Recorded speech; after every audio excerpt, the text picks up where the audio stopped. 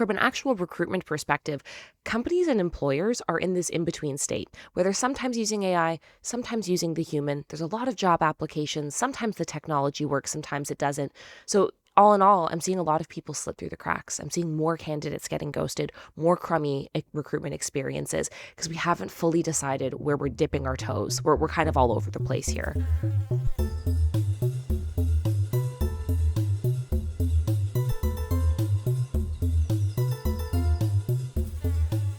Welcome to We Are All Worker Bees, a podcast about what work actually looks like right now. The uncertainty, the shifts, and the real people navigating it from every angle. I'm Nikki Baczynski. And I'm Hive Co.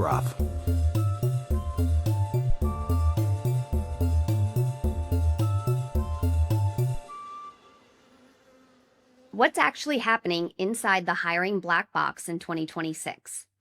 Why is a coffee chat worth more than 500 applications on LinkedIn? And why is the promise of AI recruiting leaving so many talented people slipping through the cracks? Today, we're cracking open the recruiter's playbook with Emily Durham, the straight-shooting career coach who spent a decade inside Fortune 500 HR and now schools 1.2 million followers on the realities of getting hired. We'll pull back the curtain on the binary mess that is modern hiring, explore while the 9-to-5 might be on life support, and share the human-first tactics that future-proof careers in a market that's more interested in algorithms than individuals. If you've ever been in job search limbo, refreshing your email, wondering if your last follow-up sounded desperate, asking yourself, is it me? Is it them? Prepare to be validated. Well, good morning, Emily. Thank you for joining Hive Co and I. We're so happy to have you here today. Thanks for having me. I'm excited. We'll jump on into some good stuff today. Yeah, let's do it. So you're really coming into this conversation with us today with access to three key perspectives, right? So to set the stage in a word each, describe for us what it's like to be a recruiter, a job hunter, or an employer in 2026. Okay, I'm going to start with employer, and I would say gluttonous. I think as an employer right now, you get to be picky, you get to be slow, you get to be rude and bad, because who's going to check you? Because there's not enough jobs available for all of these talented job seekers. I think my word for job seekers is frustrating. This is a very heavy time period. It's not impossible, but it's just not a walk in the park. So I would say those are the big things.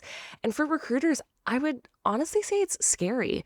I mean, just because there's a lot of incredible talent and, many great candidates to pick from, we're in a massive transition of whether or not we're using tools like AI. We don't know how these positions are going to be evolving. And we also have to remember recruiters are still people being impacted by layoffs and question marks at their own company. So there's a lot of instability, and I have a lot of empathy for my friends in HR right now. Absolutely. And I think something that we hear a lot is when you say like frustrated, right? Especially from, the worker angle or even the hiring manager's angle, right? Because, in a world of AI, there's a lot of benefits, but then there's also a lot of challenges and a lot of noise, right? So tell me a little bit about your experience and how you've been navigating that. I know you've recently switched paths, but if you put your recruiter hat on and you can speak, from that lens, I'm curious on like your take on that and kind of the ups and downs that AI has really brought to hiring. Yeah, and I think as I work with a lot of my clients, I hear the same things. So I think there was this like big sexy promise that AI was going to make recruiting so easy and so fluid and deliver these great candidate experiences. And sometimes that's true. And sometimes we see class action lawsuits from Workday. And that's kind of what we're really seeing this transition of. So I would say the first thing that stands out to me is there's a lot of ambiguity about what is okay. Like what is the AI etiquette for the job search? You've got some companies who are entirely using AI to determine whether or not you're getting the interview. And then you've got bigger companies who are just starting to use AI to schedule interviews. They're like light years behind kind of their peers here. So there's kind of this transition that's happening. From an actual recruitment perspective, companies and employers are in this in-between state where they're sometimes using AI, sometimes using the human. There's a lot of job applications. Sometimes the technology works, sometimes it doesn't. So all in all, I'm seeing a lot of people slip through the cracks. I'm seeing more candidates getting ghosted, more crummy recruitment experiences because we haven't fully decided where we're dipping our toes. We're kind of all over the place here. Yeah, I think one of the things, Emily, that I see candidates use, and sometimes even on social media, even boasting about how many applications that they're pushing through, and it's a natural reaction to being ghosted, Hmm. right? But on the flip side, that volume of applications, one thing you hear employers talk about all the time is how few are actually qualified, right? Hmm. Or sometimes you even hear everyone's qualified because everyone's played the keyword game.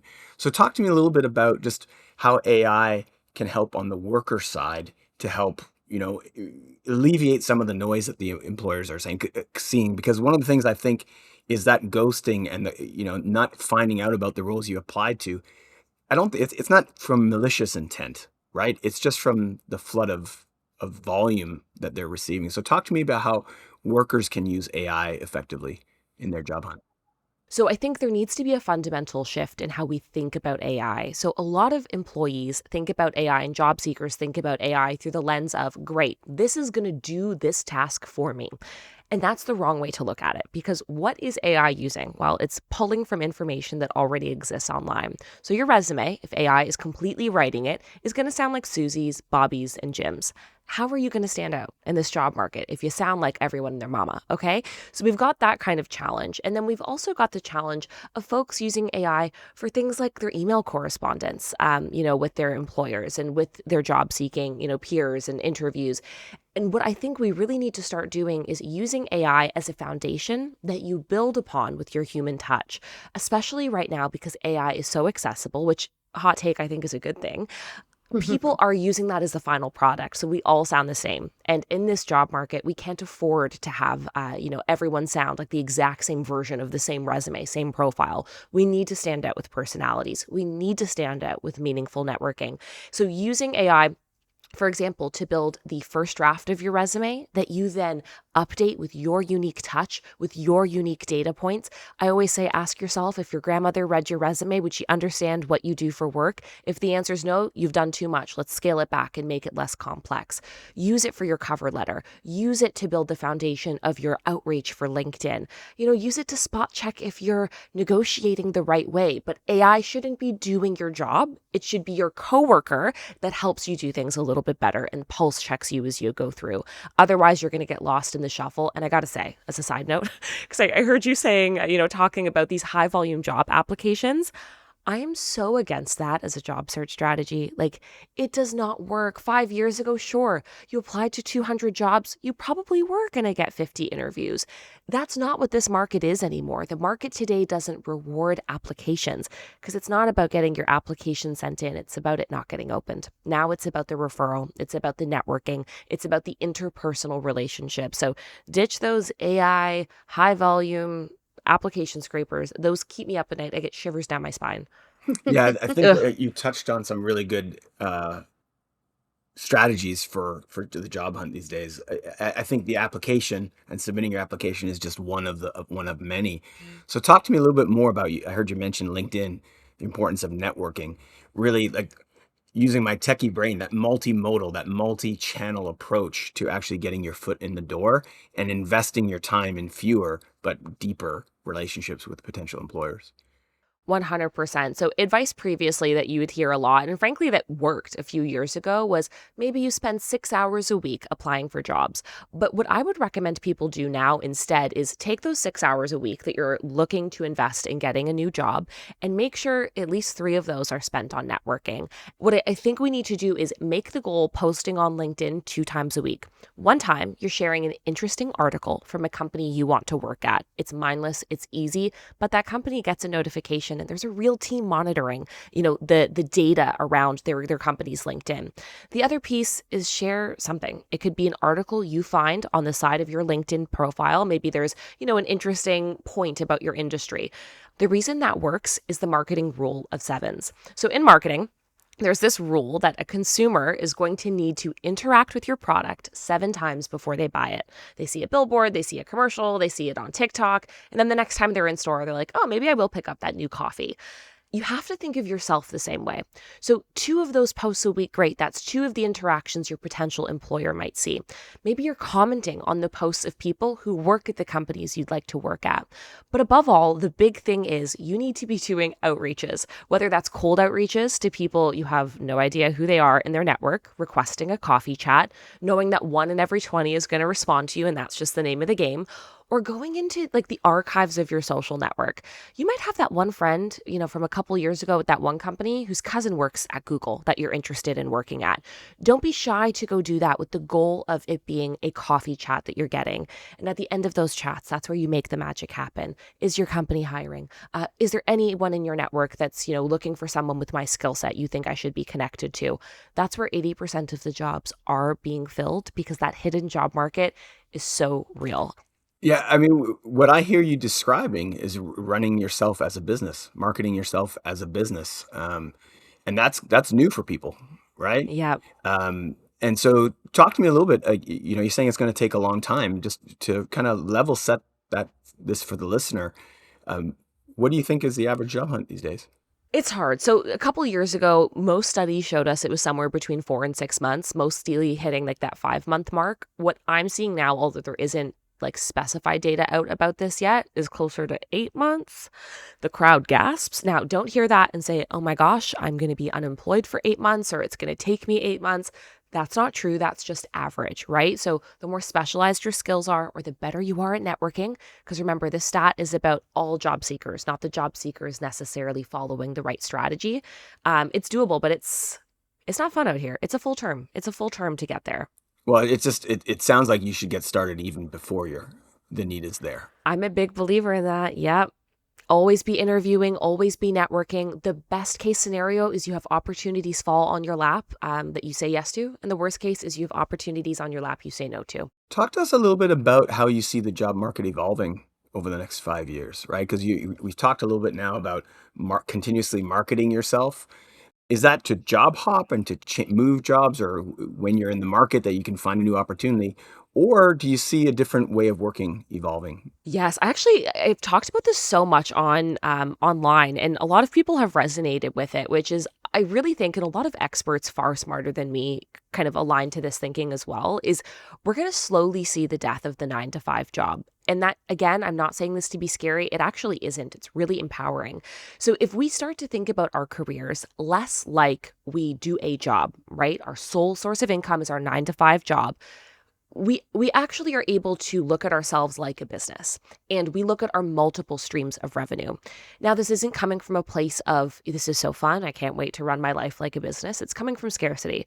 We don't have job security. Job security is dead. I don't care what your position is. Your job security is dead. The industry is changing so quickly. AI is quickly evolving roles. We don't have the stability of a 9 to 5 job carrying us through retirement. So what's the response to this? Well, multiple streams of income. So I think we're going to start to see people take on multiple part-time jobs, multiple almost full-time jobs, opening up a small business. Maybe we're doing some side gigs, some side hustles to make that 40-hour work week.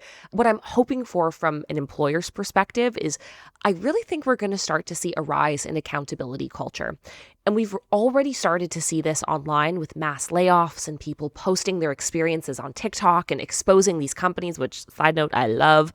I think with the rise of transparency around salary, some anti-ghosting laws that have come up in places like Ontario, I think we're going to start to see real impacts for companies that are unethical and taking advantage of this hiring market, whether that's through social smear campaigns, organizations designed just to rank the experience of employees in ways that aren't necessarily monitored by the employer. So I think we're going to start to see this shift of I'm not an employee, I'm a business. And businesses realizing, we're going to start getting clocked, for some of our behaviors. So I could speak about the future forever, but if I had a crystal ball, I think that's what I'd be seeing. So, Emily, I'm curious, these are some great perspectives on kind of some of the challenges that come with AI and the challenges of the changing world of work. But also I'm curious of what do you think from like the value standpoint? So like the concept of a resume has been around forever, right? Is that an outdated, piece of paper that now you really need to have this like living kind of breathing mechanism to portray like the value that you bring, the skills that you have, the big projects that you landed, the successes? Like, tell me a little bit. I want to think about for our listeners, like, what do they need to be prepared for? Like, if we know networking is hard, building a resume can be hard, especially if you're looking back 10, 20 years, right? Like, what should they be focused on to get that introduction? Yeah, honestly, I don't think that the resume is dead. I think it should be, but I think we're not there yet. I actually think the rise of AI has helped is going to help us. Like that is actually our superpower here, because what a lot of people are doing is similar to what we spoke about earlier. They're using AI as final product for your resume. So if you can stay human in your resume, that's actually going to take you further today than it did even 2 years ago. So that to me is already a win. I think what we need to invest in is, it's going to sound so corporate and so corny as I say it, but it's your personal brand. Have people had really good experiences working with you? If the answer is yes, let's get them to write recommendations for you on LinkedIn. Let's get them to connect you to people. I think really leaning into a human first, I have good experiences with real life people through my work is what makes you stand out. But above all, let's get you to in-person, small, in-house networking events. Forget career fairs, forget big conferences. I want you going to localized events where you meet a real person who likes you, a real person who has a real job that they can give you. We got to think a little old school. The old school stuff's actually what's going to get you ahead. I don't need you to have a gamified website, because guess what? They're not opening it. What they're doing is they're hiring the referrals. Like one thing I find people do on LinkedIn is they just reach out. I just applied for this job. Here's my background, but they're not leveraging their network, right? Mm-hmm. It speaks a lot if you take the initiative to reach out to the potential employer.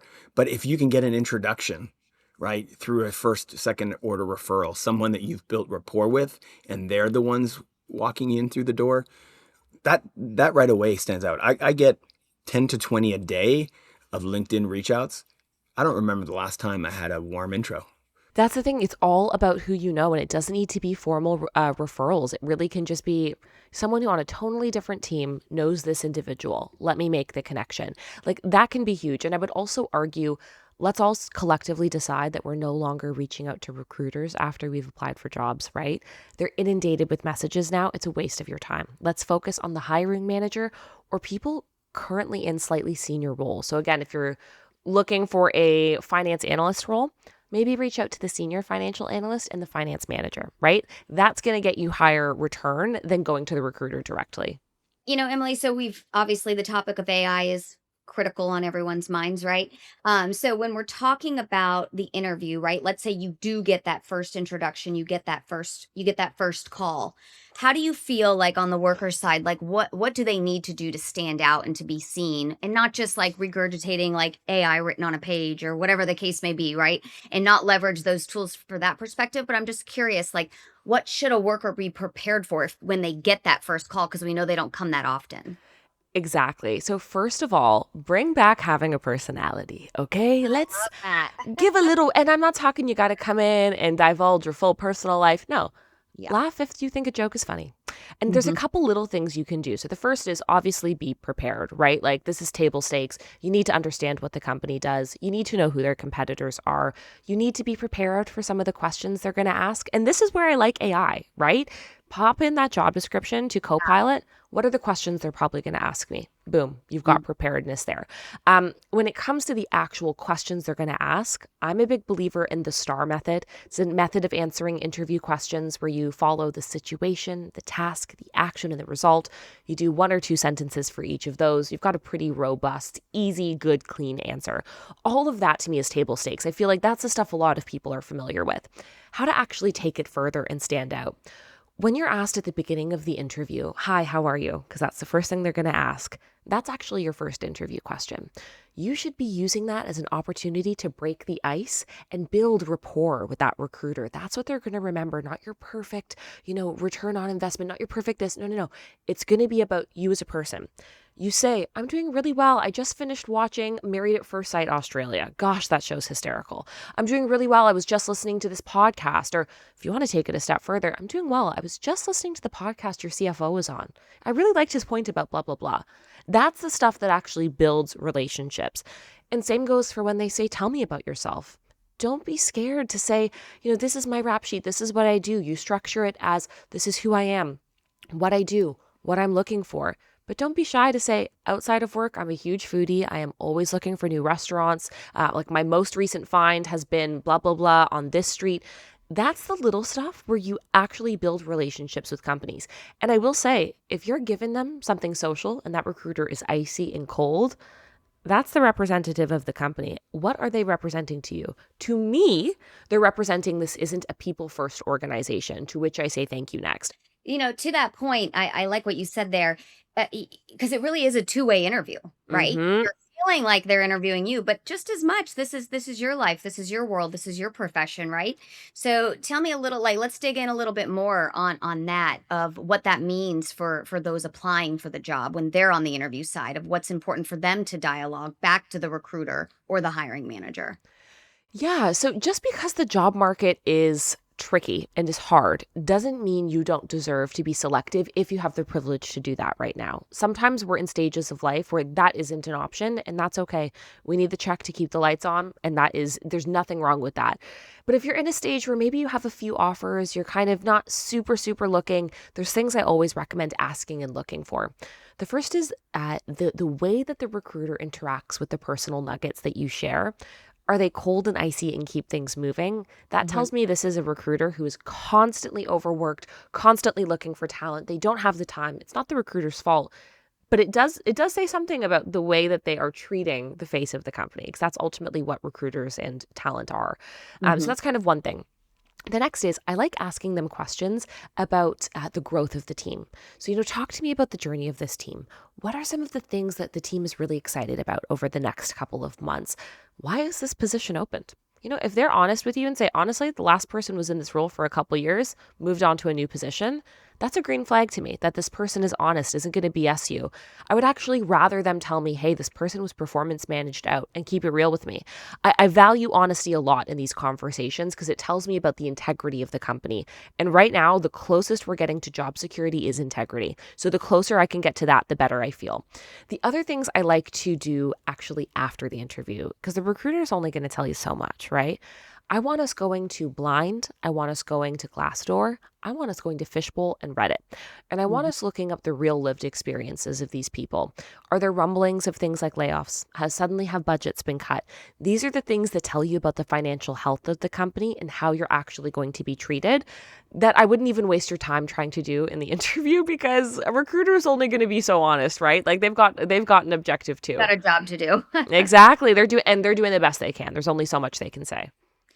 So let's switch back to kind of the impact of AI in the workforce again. So what's your perception of the opportunities that are available for young people in particular, especially when AI seems to be gobbling up a lot of these entry level positions and roles? We're in the transition period, right? Like we have seen a negative impact for many reasons, some of which are AI, some of which is the hellscape economy, where we know entry level work is incredibly challenging right now. In terms of the positives with AI, there's a lot that can help us. And actually, Microsoft recently came out with a study. They surveyed, I think it was 1,500 Canadians, just talking about how they interact with AI at work specifically. And what I thought was really interesting about this data was that one of the constant or consistent themes was reduced barrier to entry. So, Mhm. especially for young employees who are anxious, like, oh, is this email correct? Is my boss, actually mad at me and I don't know if he is? Like, all of these different things where you would typically go to someone at work, feel a little bit embarrassed for asking the quote unquote stupid question. You now don't have that barrier anymore. Where I think we're underutilizing AI and where the unique opportunity is in your career development. Using AI to participate in your meetings. So you can do this with Copilot or other platforms. I say Copilot because I'm personally a Copilot user. You can actually toggle on features where you will get reflections about how you presented in that meeting. Here's where your communication was great. Here's where things weren't so good. If I had that unbiased advice early in my career, do you know how much further I would have gotten? What if I used that technology to do a mock interview and then asked AI, how did I do? Boom. I just saved myself 3 declines because I just practice interviews with real live feedback. Those are the things that are really special. Learning how to use AI to speed up the work that you do is going to set you apart, because although Gen Z and millennials are adapting, we do have generations that are not adapting or opting to not adapt quite as quickly with AI, understandably so. So being able to be the person that becomes not an expert necessarily, but able to work faster, better, smarter with AI does set you apart and can protect your job if you know how to use it correctly. And if you're using it to make you the best and not letting AI become better than us is kind of the tricky balance. Emily, I'm already seeing that in the job hunt, right? I see more and more employers that are looking not so much maybe for the most senior skills, but just for the can-do attitude, the ability to Yeah. use AI, and think of what's possible instead of finding reasons not to adopt or to adapt. And I think that's one of the things that young people bring to the table, right? Early in their careers, they might not have seen things take a wrong turn or go south, and they're enabled by what's possible, right? And that positive Hmm. attitude. And right, let's face it, most, if you got 3 years of experience with AI, you're practically an expert in terms of use Yeah. and application. And so I think that's a leg up that young people, I think both sides don't fully yet appreciate, right? I think young people need to understand that that positivity and ability to adapt and use new tooling is a huge asset. And I think employers really need to look to the young recent entrants to the job market to see what's possible, and not just say those entry level jobs are gone, right? Because I think that ability to adapt and use new technology is pretty unique in at that cohort. 100%. And I often think of transitions we've seen in other industries, right? Like the invention of the doorbell. Like once upon a time, it really was someone's job to come wake people up. Or it was farming your chickens and your roosters to wake you up. Like there were actual industries existing around schedule and routine that were replaced by technology and have made way for multi-billion-dollar industries. And I think we're just not at the sexy part yet. We're at the ugly shedding. And I think if we push through and embrace it, I mean, the reality is we got to get on board or get off. Like we don't have it. We don't get to sit out. And I understand there's so many ethical constraints and questions, and I have those too. The reality is if we opt out of AI at work, we are going to be screwed. Well, I think what's interesting is what you've discussed here today is use AI as a tool, but Mhm. you've really focused on the human side of things, the relationship building that I think most people just it's absent in their job hunt, right? And Nikki, back to your question, I think that's something where recent graduates and the younger generations have a huge leg up because they're comfortable in those mediums. They're comfortable using social media and technology to build relationships, right? Mm-hmm. And I think using them to basically create and open doors for you is the key thing that I'm hearing here today. 100%. In an age where we are moving so far into the space of technology, the only skill that cannot be replaced is interpersonal skills. So if there's one thing you're investing in right now, ideally it's two, one being AI, it is your ability to build relationships and your ability to make people feel seen, heard, and valued when you work with them, because that is what they remember, not your perfectly crafted email.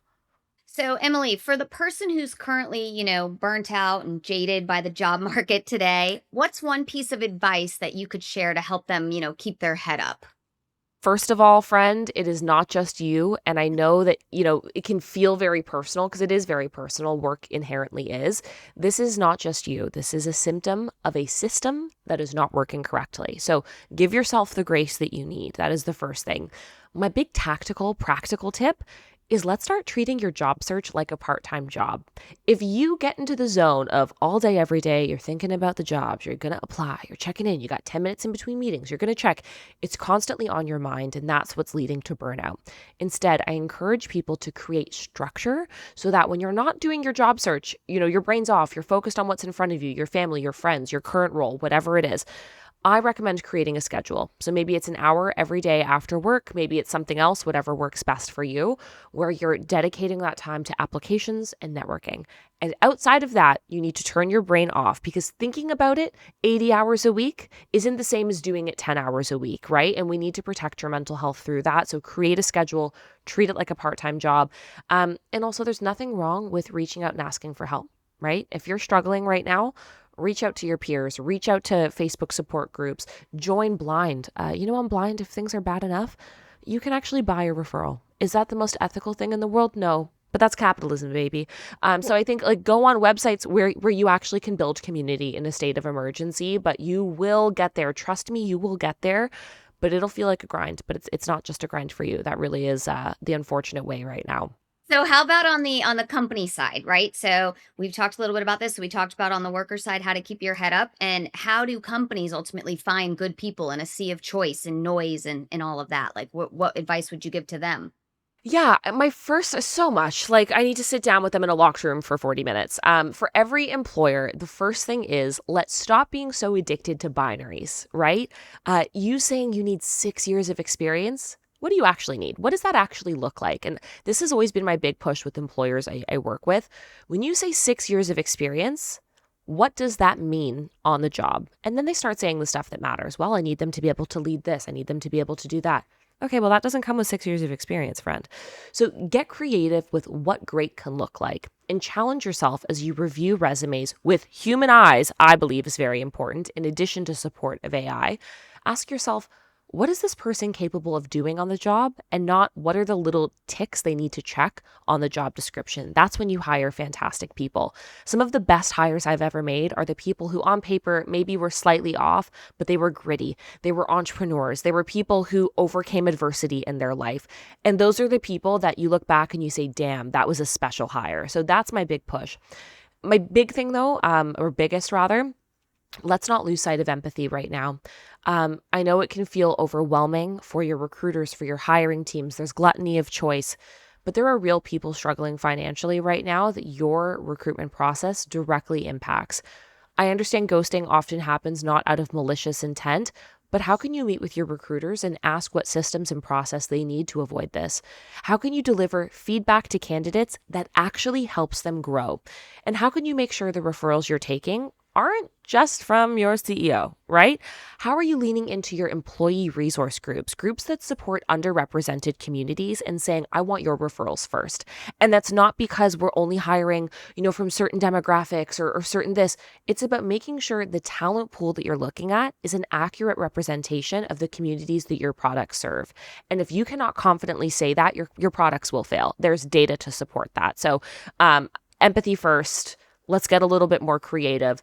And let's stop looking for people to be robots that check every single box. Because let me tell you something, the worst hires I've made are the ones that have, oh, they did this. They worked here for 6 years. They were at BCG and then they were here and then they were at Deloitte.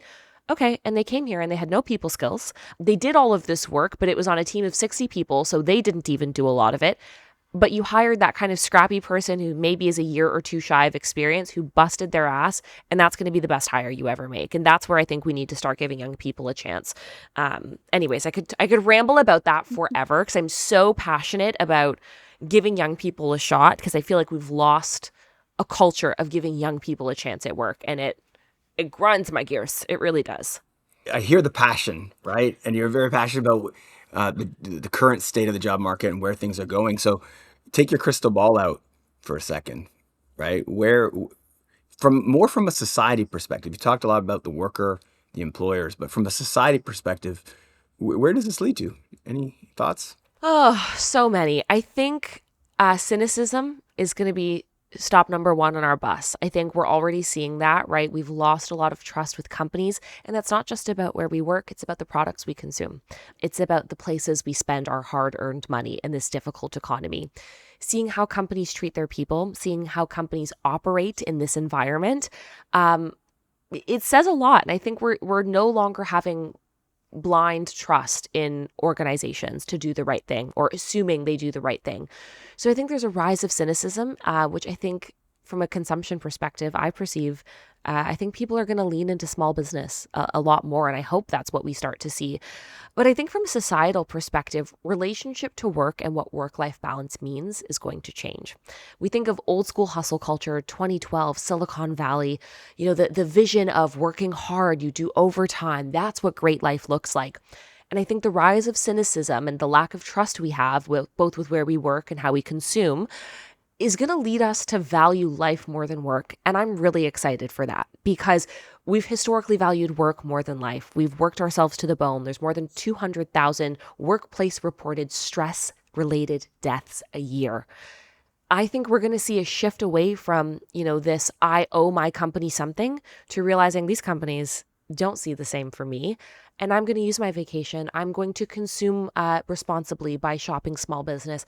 I'm going to be more present with friends and family. And I think that shift, I'm really hoping, means it's less about work-life balance and it's more how does work fit into my life. And I think also that shift of multi-streams of income will help us get there. But that and the rise of reality TV, because we all need a laugh in these times, my friend. So those are my 2 crystal ball predictions. That's great. That's great. Well, what a pleasure it was having Emily on. She is a firecracker and just a force, right, that we all could welcome. And I think one of my most important takeaways from her that everyone can really benefit from is the importance of always marketing yourself, right? And make sure that you're always networking, you're always taking great pride in documenting the experience that you have and sharing those experiences. So when you're ready to continue your path and your journey, that you can continue to do so, effectively and authentically. And she was just wonderful. I think Emily brought such a fresh perspective, right? And for our listeners that maybe haven't been in the job hunt in the last 2 or 3 years, just such pragmatic advice about what to do, how to constantly be on the job hunt, right? This isn't something that you wait for until the time when you need it. You need to be investing in your career constantly and just, letting your relationships and personality come through and really have that, that investment in your career ahead of time is really key to the job hunt these days. Thanks for listening to We Are All Worker Bees, a podcast about the changing world of work and the people navigating it. If something in this episode resonated with you, follow us on LinkedIn or subscribe on your favorite listening app to keep up with new episodes. We Are All Worker Bees is a production of the Sonar Network, produced by Katie Lohr and edited by Jamie Carlisle. And if you want to keep the conversations going, whether you're job hunting or trying to hire, you can talk to Worker Bee 24/7 at workerbee.ai.